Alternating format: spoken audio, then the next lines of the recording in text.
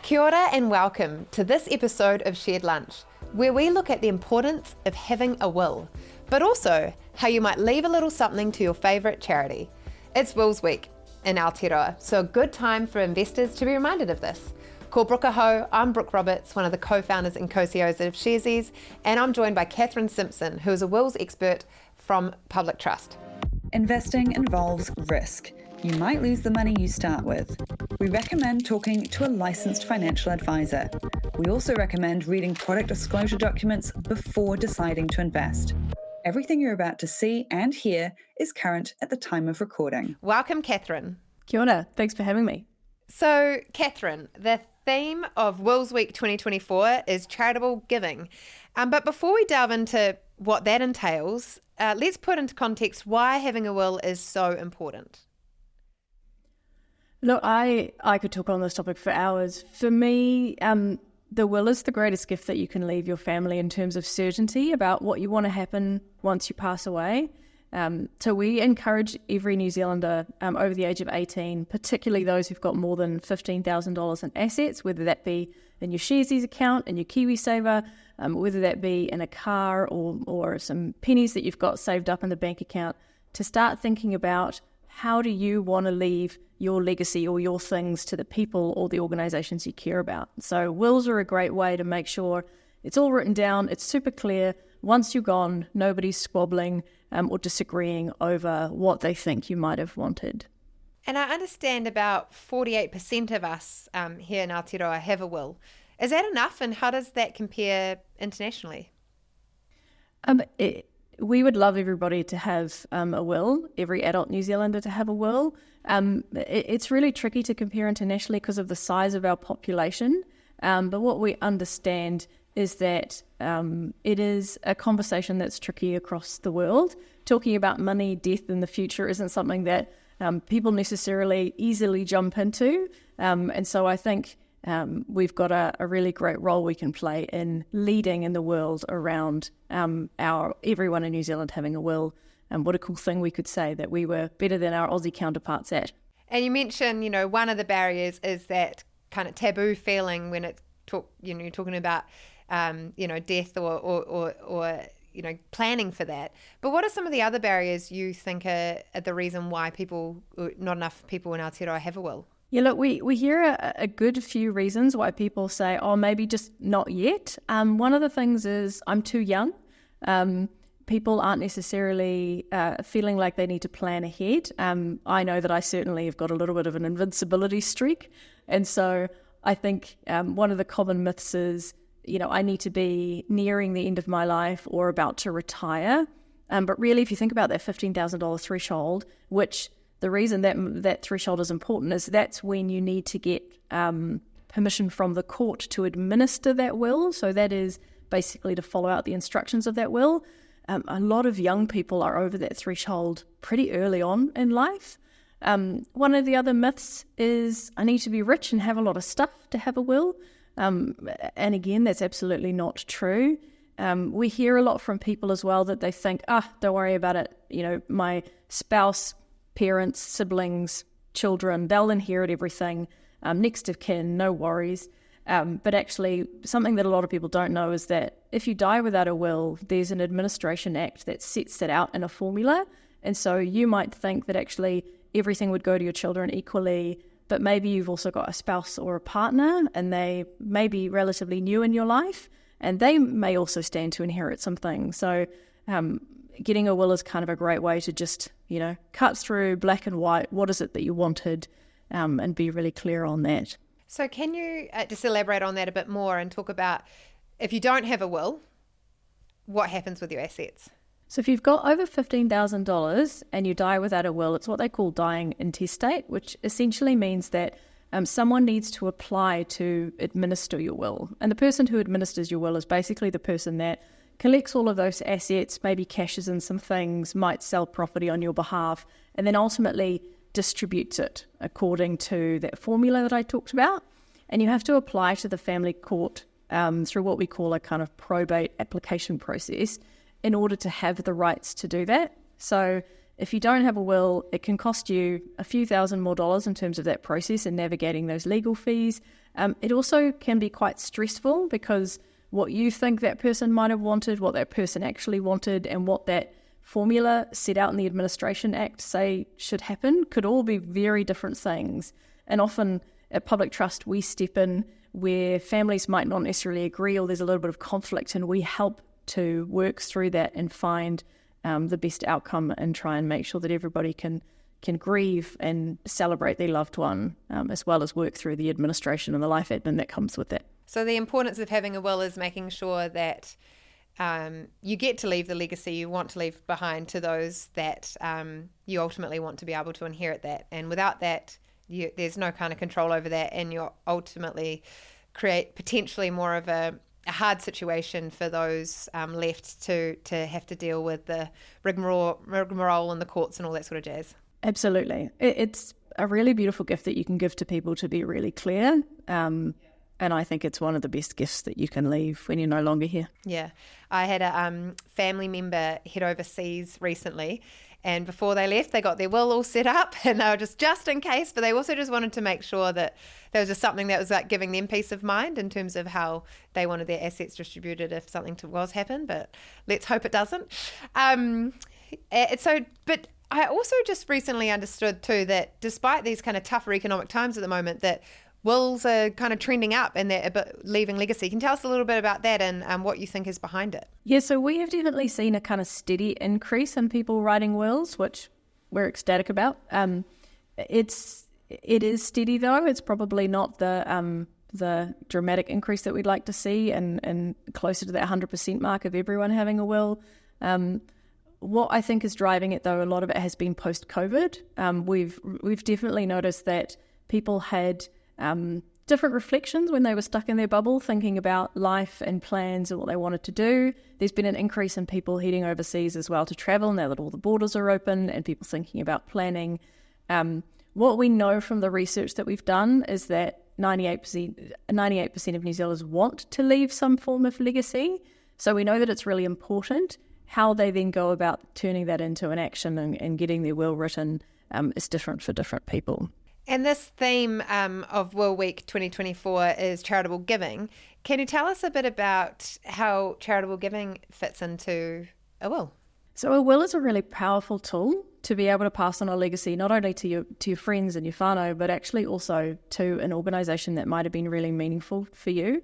So there's a couple of different ways that you can do that in a will. You can leave what is called essentially a gift. So that can be property. We've seen people leave houses to particular organisations to repurpose for whether that be headquarters or particular community use. We've seen people leave cars to local high schools. We've also seen people leave monetary amounts just to help with everyday spending. The other type of a gift is what we call a kind of residual gift. So once everything in the will that's stipulated has been handed out, whether that be property or particular items, then you can leave a percentage of what's left to a charitable organisation, and it can be as little as 1%, but it makes quite a big difference to those organisations in terms of that funding that helps them to keep going and running long into the future. Oh, interesting. And are there any favourite charities that we seem to be donating to here in Aotearoa? Yeah, there are definitely some favourites. We would say child cancer, animal welfare definitely show up, and humanitarian causes. So we see a lot of people wanting to donate to really well-known charities like UNICEF, Red Cross, the Child Cancer Foundation. And then we also see people really taking an area of passion. For example, we had a gentleman who was super passionate about wildlife. And so what he did was he asked us to look at conservational organisations that were in the local area that looked after like forestry and birds. And so he wanted to be able to contribute to them ongoing and set up funds that were able to then be used for a variety of different projects. So there's a whole heap of different ways you can do it. It doesn't necessarily have to be one organisation, depending on what you want to leave. And your gift doesn't have to be huge. It can be a few $1,000s, or it can be a percentage. There's a whole lot of choice. And so we just encourage people to think about what would be meaningful to them, what fits within their kind of the legacy they want to leave, and the kind of the amount of assets they think they might have, and then think about leaving to an organisation in that way. And Catherine, I understand that you are pretty open about how you've structured your will and that you've actually got a part of your legacy going to a charity, and that's quite meaningful to you. Do you want to share us a bit of, about that story? Yeah, so personally, in my will, I've chosen to leave a gift to a charity that's really close to my heart, which is the Starship Foundation. So what I didn't realise when I was a child, and I used their services quite frequently during my teenage years, was that 30% of their annual operating funding comes from bequesting, which is basically another word for leaving some type of residual gift in your will. And that number really astounded me. And so when I thought about the many weeks and days that I'd spent in Starship with the amazing nurses, long after my parents had gone home, because they were juggling looking after 3 kids and one in Starship, but 2 still needed some help. I just think what an amazing way to not only leave to my 2 young children, but also to leave to all of the children of New Zealand through Starship. And so I've gone and put a gift into mine, because I think by the time I reach, hopefully, fingers crossed, the point of my will becoming a reality, I think financially I'll be in a pretty different place to where I am at the moment with my young kids and, paying for all the wonderful costs that come with having small children and family. So for me, it was Starship, but everyone will have their own personal cause. And I think it's just about what is that legacy beyond your family you want to leave? Yeah. Hey, thanks so much for sharing your story there too. Really appreciate that. And that's really interesting for people to see, the power of charitable giving too. Are there any myths around charitable giving that we should bust? Yeah, I think the most common one is I need to have millions to leave. I think people kind of imagine that they need to be a Jeff Bezos to be in the game. And actually, when you think about how you might donate when you're living, is not just dissimilar to how you might donate in your will, in the sense of you do not have to set up your own charitable organisation with millions of dollars. It can be as small as $1,000 or a few $1,000s as well. And I think equally as well, I don't know that people know how many people are actually donating. So the thing that really surprised me when I joined Public Trust was about 8% of New Zealanders that have written their will with us in the last 3 years left a charitable gift. And that was actually lower than I was just personally expecting. That was my own assumption, not based on any real fact at all. And I would really love to see that number rise, because even a 1% shift in that number, if we think about the billions that are going to move in intergenerational wealth transfer over the next 20 years, I just think about how much of that could also be put into creating an enduring New Zealand with those charitable organisations still present to help people. So those are definitely a couple that struck me. Zooming out to like an investment portfolio, how common is it for people to leave shares or parts of an investment portfolio in their will? Yeah, we definitely see people, we tend to have 2 types of camps. We have the really avid investors who are really specific about exactly what they want to have happen, and they've been investing for years.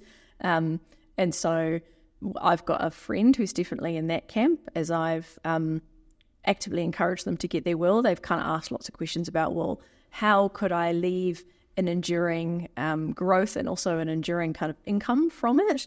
And then we've also got people who just wanted it to be wrapped up and included and kind of cashed up at that point. So there's definitely options for everyone. I would say the more specific and unique the circumstance you've got, it might pay to go and see someone in real life or talk to someone over the phone versus maybe writing a will online. But there's definitely different ways to structure it depending on what you want those shares to do for you and your loved ones in the future. Yeah, I was talking to someone the other day actually, and they're like, I've just realised I need a will, because if something happened to me, I don't want people selling my shares. I want them to be able to keep it. And that was quite interesting for them to kind of have that realisation to go, about that, what they wanted with their legacy. What are some of the tax implications or advantages when it comes to, leaving some investments? I mean, I definitely would not say that I'm a tax expert, and people should always get their own advice. But ultimately, of course, you can claim back on donations made if you're earning a taxable income when you're living, and also entities that earn income like estates once people have passed away. Also, there are tax opportunities in that front to claim. But in a lot of cases, what we see is that people don't necessarily have the funds or feel like they have the funds to give while they're living. And I definitely would say that I am in that camp. So for me, it felt more doable to put it into as part of my will and part of my legacy, because again, fingers crossed, at that point in my life, I feel like it will be a different life stage to where I'm at the moment. But there's definitely pros and cons to both, and it depends on the outcome that you're trying to achieve. So we always recommend to people, go and speak to your accountant, or when you're writing your will, talk to one of our professionals about what are the options, and they will give you some advice or direct you to someone to give you some advice. So what is the average amount bequeathed? In the last 3 years, for the wills that we've written at Public Trust, is about $10,000. So there's definitely quite a range that we see.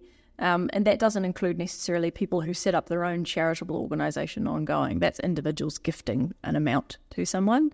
So again, it's pretty notable, and it's pretty amazing that even 8% of New Zealanders who are writing wills with us are willing to leave that to an organisation. So we talked a lot about the importance of a will and how to structure charitable giving and leaving investments. But ultimately, how do you create a will? Look, there's a few different options. You can go and see your local solicitor. You can come to us at Public Trust. You can go and see another trustee organisation. There are a number of online options which are quite cost effective, surprisingly so. One of the things we hear from people is they think wills are quite expensive, but our wills start from $85 online, which I think is not too bad in today's economic environment. Or you can call a trustee organisation and make an appointment to see someone either in a customer centre or a branch or over the phone. So at Public Trust, we've got 21 locations nationwide. So we're in most places where people might want to come and see us, but we're also happy to write a will over the phone, or happy to help you if you want to sit on your couch in your pyjamas once you get home from work and write your will there with your loved ones with you. Say if there's a free online tool or something, is there anything to watch out for when you're creating a will? Yeah, I think for me it's better to go with a reputable source, whether that's a trustee organisation or a solicitor that you know. And I think it's also really important to understand that you need to make sure that it's been witnessed correctly, which is part of what makes it legally binding. So there are specific steps to follow in terms of how many people sign and how they sign the documents, and that can be a bit of a downfall. And then, of course, making sure that you have a copy of that will where people know where it is, because quite often what we hear from people is, I went to find it in Dad's top drawer and it wasn't there, and now I've got no idea, and what do I do? And unfortunately, if you can't locate it, then it's tricky to prove that there was a will, in fact, and what those wishes were. Because I understand here in Aotearoa, it has to be a wet signature on your will, and it has to be witnessed in person too, right? Yeah. So no digital wills signatures allowed? Not at the moment, no. So for us that do have a will, how often should we be looking at it, refreshing it, updating it? Yeah, look, we recommend every 3 to 5 years, or when something big in your life happens, whether it's a marriage or a split or children, or you buy a business, or you're heading overseas. Obviously, all of those big milestones, think of it a bit like your packing list to do if you're moving house, buying houses, or doing any of those sorts of things. So 3 to 5 years is a good mark because it tends to give you enough regularity without costing you too much to do those quick updates. Hey, well, thank you so much, Catherine. Is there anything else you want people to know for Wills Week 2024? Really, my parting request would be just give a gift, whether it's to a loved one because you write a will, or a gift to an organisation so that they can keep helping New Zealanders. I think this Wills Week, really what we want at Public Trust is for everybody to be having conversations about the future and planning ahead and getting their life admin sorted. And we'd love to help in any way we can, but just tick it off the list and you'll feel a lot better for it. Nice, and leaving that intergenerational wealth and creating your legacy. Hey, thank you so much for your time, Catherine. I really appreciate it. Thanks for having me. You can watch Shared Lunch on YouTube or follow the podcast on Apple, Spotify, or wherever you get your podcasts. Leave us a rating and a comment about what you'd like to hear next. Enjoy the rest of your week. Ka kite anō.